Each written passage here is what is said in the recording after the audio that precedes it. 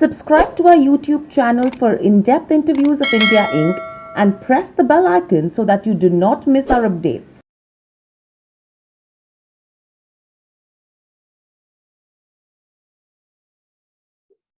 Hello everyone, this is Riya Singh, the currency analyst for Nirmal Bang. Sorry for the delay. Um, so let's just go through the view for today. As we all know, we have seen quite a major hike in the Indian rupee in the today's session. So let's look at what has happened with the dollar overnight. Now, if you look at the dollar index, it has breached the 93 levels, which was proving quite a resistance barrier for the dollar index. So the three major factors that are playing out for the dollar is we can start with the pickup in vaccination rollout that we are currently seeing into the US, which has pushed the positive sentiment. So adding on to the same, there is a statement from Fed stating that the central bank, until the economy has fully recovered, will not pull back the extraordinary monetary support that it has rolled out in response with the COVID-19. So this is adding further sentiment boost. Also, if you look at the unemployment data, so unemployment was a very huge issue into the US altogether. So the recent data has shown that there has been an improvement into the employment factor altogether, which is signaling that there is an improvement into the labor market as a result of the vaccination acceleration that we have done recently into these states. And this has also resulted into the Fed upgrading its economic projections. So this is a very good sign for the dollar. And lastly, the latest take on the US-China talks, this has added onto a little uncertainty and tension. If we see the latest talks that was held into the past week, the first high-level talks between the US and China, if you look at the statement, both of the countries have entered into a spar of blame games and mutual accusation. So this is showing that there is a deep divide that remains despite there is a change into the White House. So altogether, it will be a little early to derive any conclusion with respect to the US-China trade war discussions that is going on. And I think it is still the first meeting among the three that has happened.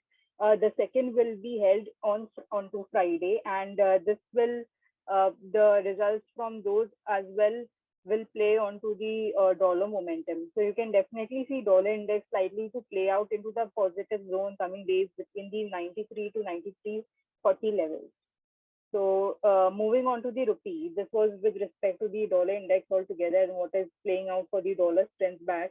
Moving on to the rupee, I think if you're seeing rupee has been highly affected by the surge into the crude oil prices that we have recently seen. The overnight strength in the greenback, as well as the US Treasury yields, which have moved past 1.75%. So there is a huge sell-off that has been happening into the US bond market.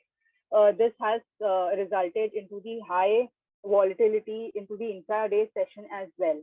Now, if you look at the market, which was so prominently holding the short against the dollar due to the slow vaccination rollouts and so forth, has changed its bullish sentiment and is this has happened with the good vaccination drive as well as the early economic recovery into the US. So this has quite fueled into the overnight strength into the greenback, which is playing kind of a toxic role for the Indian rupee, which we have seen into the today's session as well. Secondly, the inflation again has crossed the targeted range, which is not helping the rupee case either. The surge into the COVID-19 cases recently, especially in the state of Maharashtra, which contributes around 14.5% of the country's GDP, the new lockdown measures that have been put forth, and the chances that there will be more stricter lockdown measures that could come in if the numbers surge further. The slow vaccination drive in India, all this is putting up quite a grey cloud on the Indian economic recovery, which was upgraded to around 10.5% expansion last month by the RBI. So this number itself could come under revision. So this is playing out quite negatively for the Indian rupee. And if you talk about the central banks, well, they are seeing this as a uh,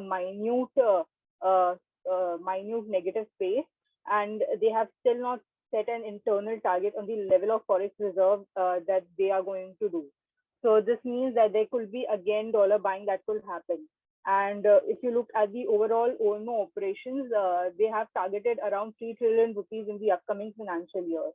So, concluding with the rupee, I think you can definitely see momentary weakness into the rupee in the coming days.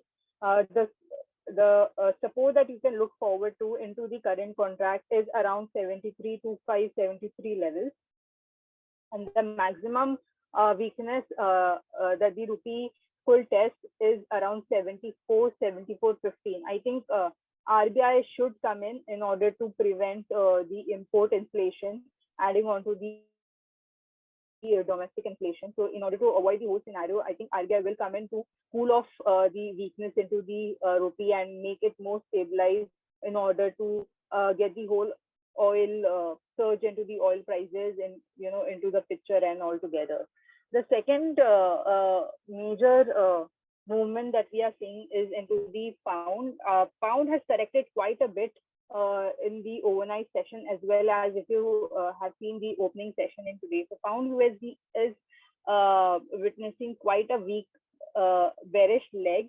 So this has happened due to the warning alarms towards the nation's vaccine rollout programs, as well as renewed worries with respect to the economy altogether, where there is a squeeze on the public finance. So this has come in with respect to the there could be again a lockdown measure and so forth. So if you look at the March altogether, it has slipped around 1% against the dollar. So the uncertainties with respect to the post-Brexit UK scenario is again taking center stage, and EU and the whole EU shipments have collapsed as per the data that has come forth. So what this is, indicating is that there can be a political issue that can come forth onto the UK altogether, but because there is again the post Brexit situation that is there, then there is a tension on the Irish border with respect to the whole Scottish independence. So apart from the doing so well with the vaccination drive as compared to the major economies, the recent uncertainties with respect to the the Brexit, the Irish border tensions, as well as danger to the whole blueprint of the UK Prime Minister. This is putting quite a dent into the pound bullish sentiment that it had seen at the start of the uh, 21. So the plus, speaking of in terms of the budget deficit of the country, that has taken a major hit. The country's budget deficit is is said to be around 15% of the GDP for the current fiscal year, which means that the pound will retreat to around 3 to 5% against the dollar, and it could test 1.34 to 1.30 in the coming session. Uh, so this is with respect to the whole fundamental view that has and the changes that has happened overnight and over the week. The strategies that you can go forward to, obviously, we have seen quite a jump into the USD INR in the today's session, where it has given a 1% weakness against the dollar.